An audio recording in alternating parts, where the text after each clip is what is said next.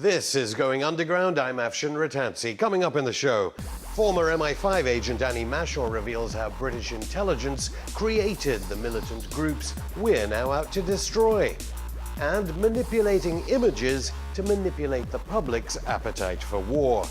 Plus, David Cameron openly blames the Syrian president for the rise of militant extremism. But is Britain secretly holding talks with the Assad government?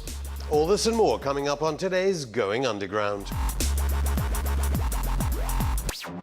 The British media loves the story of the current protests in Hong Kong. Collective amnesia about British colonialism in China means that there just isn't time to mention how British politicians, like the last governor Chris Patten, never thought to institute anything approaching democracy in the colony. And the BBC, which used to be chaired by Patten, hasn't had the time to remind us about the British Opium Wars. We suppose the fact that David Cameron's great-grandfather ran HSBC, which was founded to drug and kill off the population of China with opium, just isn't news either. More seriously, it seems London's allies in Washington are hijacking any legitimate demands demonstrators in the former colony might have, whether it be Afghanistan, Syria, Iraq, Libya, Egypt or Ukraine. Washington is busy destabilizing nations through something called the National Endowment for Democracy. Here is Ned publicizing its $139,000 of US taxpayer money being funneled to an outfit called the American Center for International Labor Solidarity in Hong Kong. And here's Ned spending nearly $500,000 for something shady called the National Democratic Institute for International Affairs in Hong Kong. Maybe Goldman Sachs, Citigroup, ExxonMobil, McDonald's and the arms company Boeing, which are also behind the US National Endowment for Democracy, would care to drop us a line. All three major parties support war in Iraq now. Even the Liberal Democrats meeting in Glasgow today want bombing. But what about Britain's role in sponsoring ISIS? With me is former MI5 agent Annie Mashor. Annie, welcome back to Going Underground. So is this a continuation of the 2003 war, first of all? I think it's certainly an expected outcome. Even senior spies were advising Tony Blair back in 2003, particularly the head of MI5, Dame Eliza Mannion-Buller.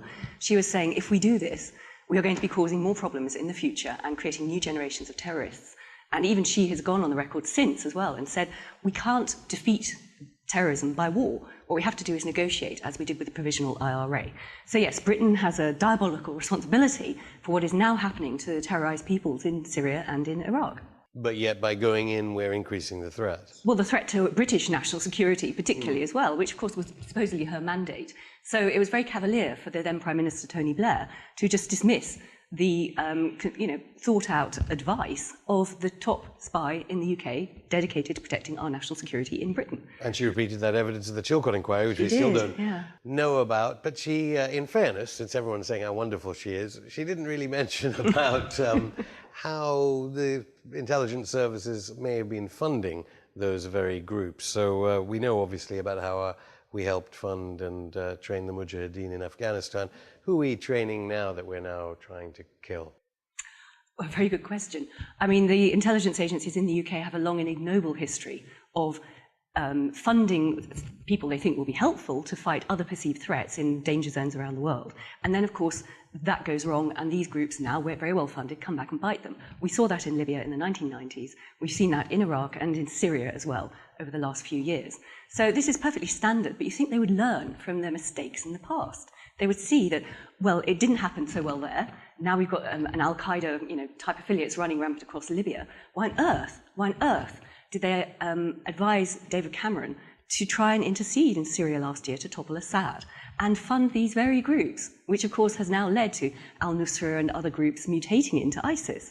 And that's precisely what we're seeing. But you're suggesting incompetence. Even seasoned observers of incompetence by the Foreign Office and its agencies, even they are saying, and they're not people who like conspiracy, are saying, how could any government be this incompetent when it comes to, as we say now, tornadoes bombing people that British taxpayers themselves may have been funding as recently as last year? Well, you say incompetent, I would say thick. Of course, these are predictable outcomes. So they must have had that advice. They must have been aware of the risks they were taking, and there must be some other deeper understanding, potential benefit, either to perhaps certain segments of industry, the arms industry, the oil industry, whatever. But you worked in the intelligence services. There's no way someone from BAE Systems, I think, that make the GR4 Tornado, would come into the office there, in MI6, for instance, I suppose it would be, saying, come on then, last year I was telling you to do this, now I'm telling you to buy more of this to bomb that. Well, we know very well that big corporations do use strong lobbying against the politicians, and the politicians very often go along with it. In fact, there was only a report today or yesterday, I think, Sir Jeremy Hayward, the top civil servant in the country, who's now known as Sir Cover-Up, I think, because he's the one who refused to disseminate the private communications between Blair and Bush in the Chilcot inquiry, which is why it's been held up. So Sir Cover-Up has now been outed as having all these lovely dinners and all expenses paid trips to the opera and all the rest of it with precisely these sort of companies. So that is where the influence is done. It's not sitting down in an office and having a proper meeting. It's, having a few drinks at the opera or going out for fine wines and a big lunch or something. And it does go on. It's naive to think that it wouldn't. And it's naive to think that parties which are dependent on donations from these big corporations will turn deaf ears to the interests of those big corporations.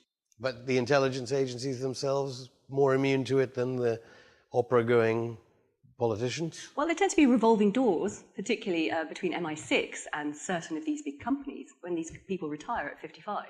And they're, often good chums and they know each other, same background and things like that. So there's very strong interconnection there. So even, for example, if MI5 were advising against this misadventure in Syria that has metastasized into ISIS, even if they were doing that, there is a good chance that their rivals and often mortal enemies, MI6, would be advising the very opposite and putting the sort of corporate screws on the government to go ahead and do this for their chums. I'm not saying that's the case, but that's how it can work.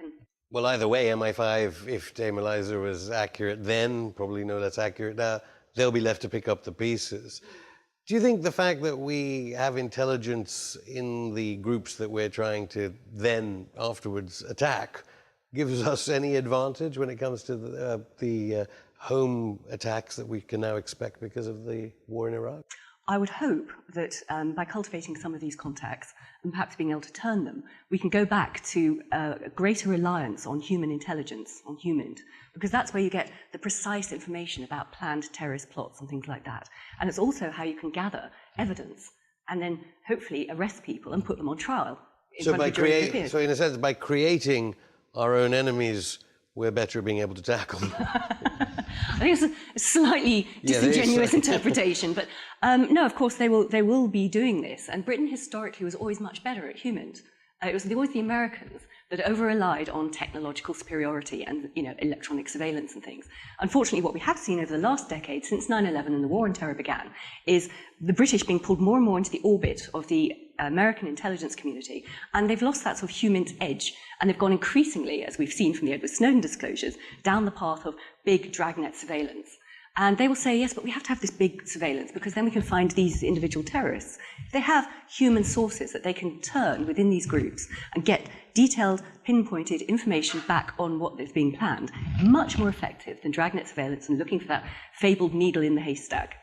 So Jeremy Hayward, incidentally, of course, related to the Snowden stuff, because it was him who walked into the Guardian and tried to smash up the computers. Well, perhaps we should call it Sir Smash Up then, rather than Sir Cover Up. He's welcome to be on this programme anytime. Well, but then if we were so good at human intelligence, even journalists were saying, when Cameron wanted us to bomb Assad's troops for the rebels, even journalists were saying that these rebels were obviously allied to forces that back the Saudi Wahhabi cause. Mm-hmm. Why did MI6 not report back immediately to the William Hague or Hammond and say, look, this is a mess? Obviously, they're reading the wrong newspapers. No, it was generally accepted, of course. My enemy's enemy is always going to be my enemy. It's not necessarily going to be an effective friend.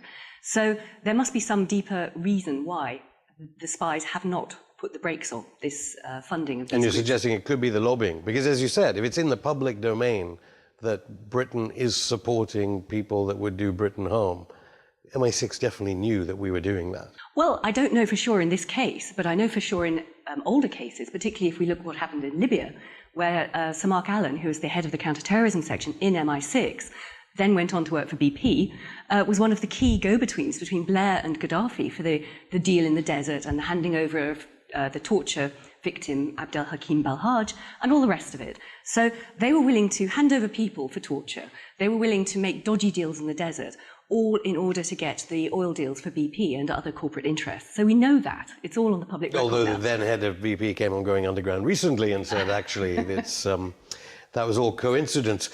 So how close do you think our ties are to Turkish intelligence then? Because Britain is now in effect supporting the PKK by the Tornadoes bombing, which is a proscribed terror group here in Britain. But aside from that, do you think the intelligence sharing with the French, with the Americans, how do you think that's going? Because we are at war now.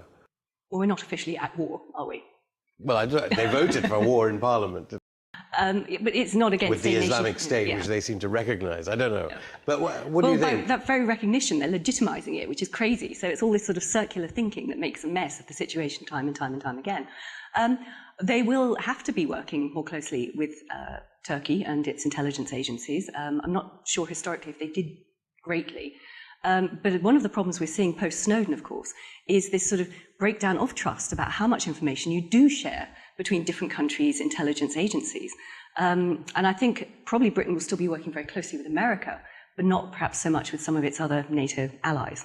They will be worried about leakage. And let alone Turkey. Isn't it about time Saudi Arabia shared a bit more intelligence? What was Saudi cooperation like when you were in MI5, and how do you think it's changed now? Do you think they're telling us more about the groups that they've hitherto been funding, or suddenly discovered they are the enemy like we have?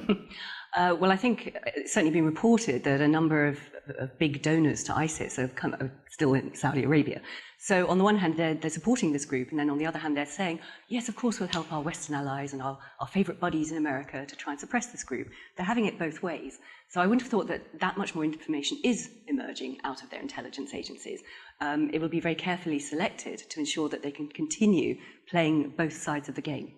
Because arguably what we now know, let alone about 9/11 stuff, if we had intelligence agents within the Saudi firmament, we'd know a lot more about these militant groups that are rampaging across the Middle East.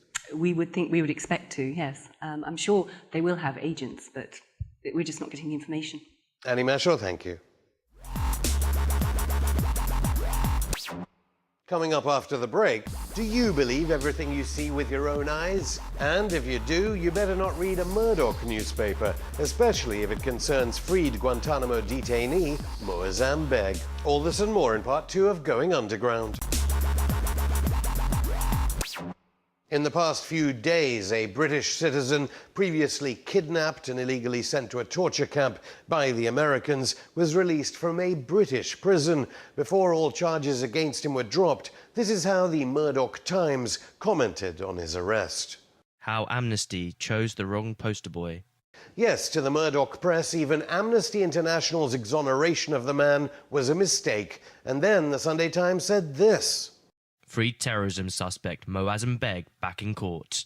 For the Sunday Times, people illegally incarcerated in Guantanamo are always terror suspects. That's even after every US agency, from the CIA to the Department of Homeland Security, couldn't find anything on him after 3 years in detention. But then the British press always plays fast and loose to serve powerful interests. Take a look at this from The Guardian. Ukraine, how to close the door on Putin. Europe can resolve this crisis and counter Russia's aggression, but it needs a clear 10-year plan. The Guardian dispenses with reporting the NATO-backed killing in Donetsk in Ukraine. Instead, it gives a platform to a bizarre neocon, Timothy Garton Ash, who wants a 10-year military war with Russia. Meanwhile, what about that other war we're fighting? RAF, it's personal. We'll hit Islamic State for David Haines. Yep, the RAF tells Richard Desmond Starr that the UK taxpayer is paying £33,000 an hour for flying Tornadoes on some kind of personal vendetta against criminals. This obviously has nothing to do with geopolitical strategy. As for Evgeny Lebedev's Independent, there's one crucial question about our action in Iraq. Is it safe to holiday in Turkey? Good point. Forget the mounting death toll of women and children, let alone the risk to our servicemen and women. Can we go on holiday in the NATO ally that has been allowing ISIS to flourish? Actually, Foreign Office advice is that there is a high threat from terrorism in Turkey, more than in, say, Israel. And one media darling who opened his wallet for Israel's army is, of course, X Factor's Simon Cowell. You'll remember he donated £100,000 to the Israeli war effort just a few months before the latest carnage in Gaza. You know my views on animal cruelty. Simon Cowell cuts controversial X Factor scenes. Animal cruelty? Richard Desmond's Express should surely be more bothered about the cruelty of X Factor presenters against Palestinian children, not animals. 1 minute the public are tired of British wars, the next they're all for it, and many put that down to ISIS imagery, stills and moving footage all uploaded to the internet. So how can public sentiment be so swayed so easily by pictures? Joining me in the studio is Professor Julian Stallenbrass of the Courtauld Institute of Art. Welcome to Going Underground, Julian. I know we've manipulated this behind here. How easily swayed is the public by imagery? Well, images are incredibly powerful, and they become more so, arguably, as technology has developed. They're all around us. They flow very fast. There are massive numbers of them. They're easily manipulated by all sorts of different diverse agents. So we're kind of moving away from a situation where the mass media had, a kind of lockdown on the sorts of news images we see, into a much more diverse, extremist, arguably, and politically interesting territory. Or does it lessen the importance of the images because they're so prevalent more generally? Aren't they always saying that people are more and more sophisticated now after generations of advertising, but the internet has helped people see through lies in imagery? I think there's a lot of truth to that. If you go back far enough to the great days of photojournalism, those images were largely accepted by the public as truth-telling images. Although, in fact, those photojournalists and the editors who produced those images often manipulated them far more than would be allowed now, precisely because they were analog images. They were thought to tell the truth. And so, they did things like picture collages of the news, which would be a sacking offence now, and in fact has been a sacking offence. Arguably more than now, because there was unless people are just making mistakes in mainstream media, celebrated case of John Kerry trying to persuade the American public to war in Syria using pictures from the Iraq 2003 war to talk about Assad atrocities. Yes. Well, this is something that's been going on all sides as well. And the recent ISIS video, for instance, contains material from all sorts of sources. And it's very unclear often, what those things are and how they're thrown together for particular propaganda effect. But it's interesting to see the state doing the same thing and getting it wrong sometimes. We're fed the Pentagon beautifully produced imagery and pictures, look like Hollywood movies. So there's a kind of persuasion there for news broadcasters to say, we'll show this as how the war is going. Well, that's one of the more disturbing elements, I think, in all this, is the way in which the news media has become hollowed out, really, by the adoption of, more and more business values. So the whole news cycle has sped up, of course, enormously, especially with 24-hour news and blogging and, all of that digital media. There are less and less resources to conduct serious investigative journalism.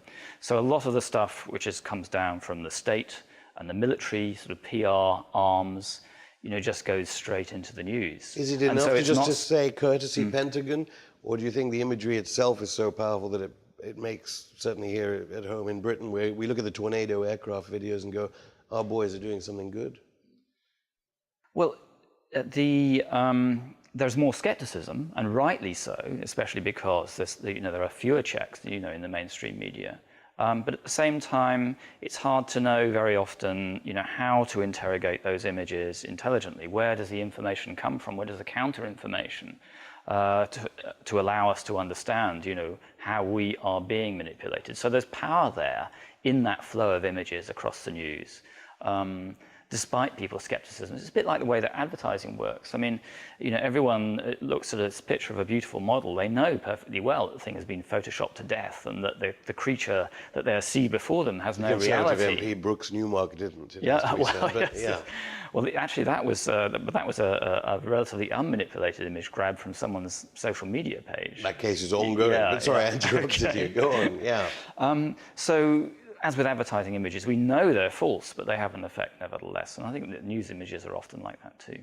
So we knew about embedding during the 2003 war. So we're all, in effect, becoming embedded because the broadcasters are using these images that come straight from the Ministry of Defense and the State Department? Yes, often without much acknowledgement as well. So the Ministry of Defense, for instance, has many videographers and photographers embedded with their troops who are soldiers, right? And they're producing very standard propaganda images, which actually the genres of which have not very much changed since the Second World War. Soldiers being nice to kids, military sunsets, these kinds of things. And those go into the newspapers often without acknowledgement of the source. So if you just see an image with a news agency credit but no photographer, it's probably come from the military. Well, given that we don't have the other side, the pictures of the casualties, I mean, there were some video pictures of the immediate casualties caused by President Obama's airstrikes. What are broadcasters supposed to do? Not show the ones from the Ministry of Defense?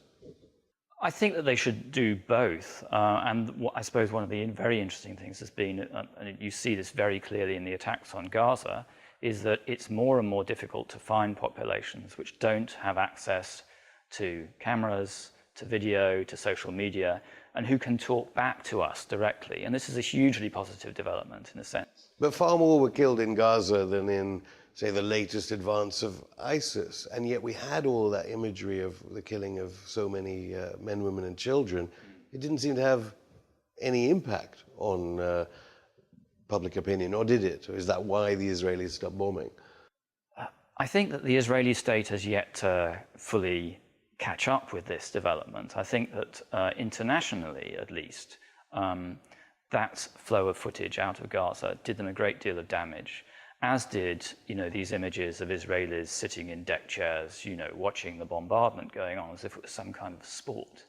I think that there's an evolving global humanism, in a sense, which comes out of this flow of images. And it's true in Iraq as well, at least, whereas the embedded footage and the photographs were very controlled, very rarely showed blood or casualties or anything of that kind, and, concentrated on military competence and heroism and so on.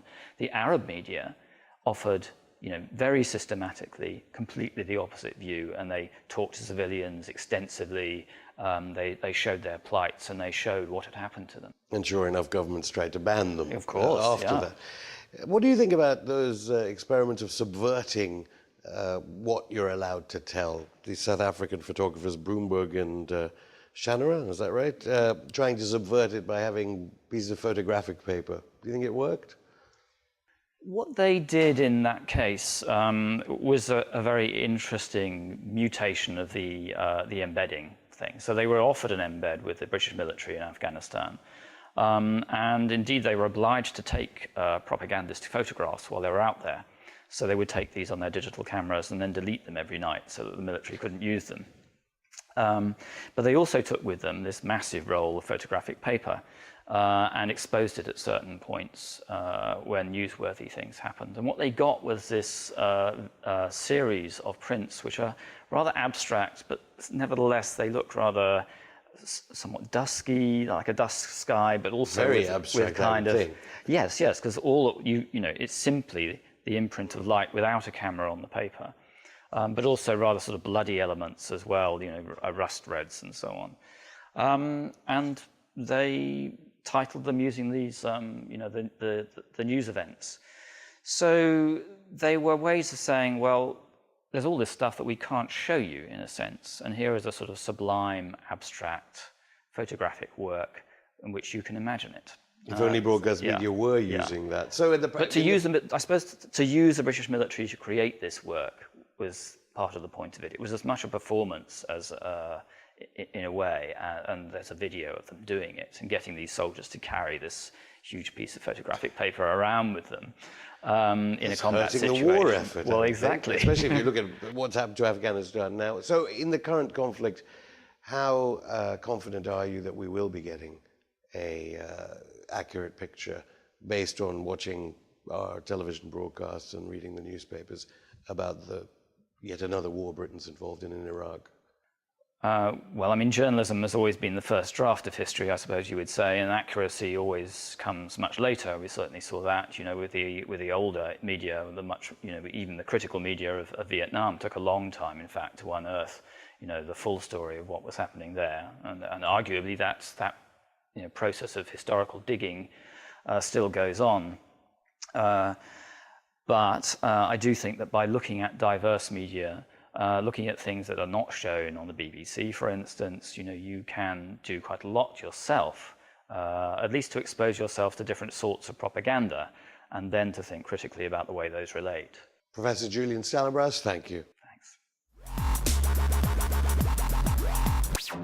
Remember David Cameron's speech at the United Nations in New York the other week, the one where he blamed the brutality of the secular Assad regime as one of the most powerful tools for recruiting ISIS extremists? Well, our Foreign Secretary Philip Hammond felt the same back in August when he ruled out an alliance with Assad, saying it would poison what we're trying to achieve. Mind you, we're not sure whether Hammond even knew who he was talking about at the time. Take a look at what happened when he gave us his words of wisdom about Syria a year earlier when he was Defence Secretary.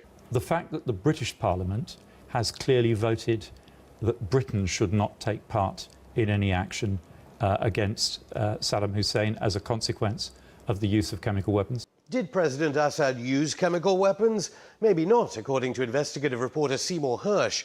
And according to former United Nations investigator Carla Del Ponte, in fact, the evidence showed that it was the Syrian rebels who had, in fact, used chemical weapons. And is anyone going to point out to our Foreign Secretary that Saddam never even used to run Syria? Maybe MI6 could tell Hammond, especially since it is now alleged that our agents have been holding secret talks with the Assad government all along. The Foreign Office told Going Underground they could neither deny nor confirm reports of the secret communication between our spies and Assad's senior diplomats. But let's hope our intelligence agency can at least tell the difference between a dead Middle Eastern leader and a live one.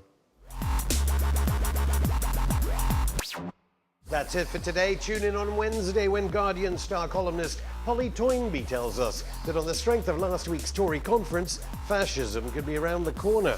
Before that, you can drop us a line on Twitter at underground_RT, like our page on Facebook, or email us on goingunderground@rttv.co.uk. See you on Wednesday.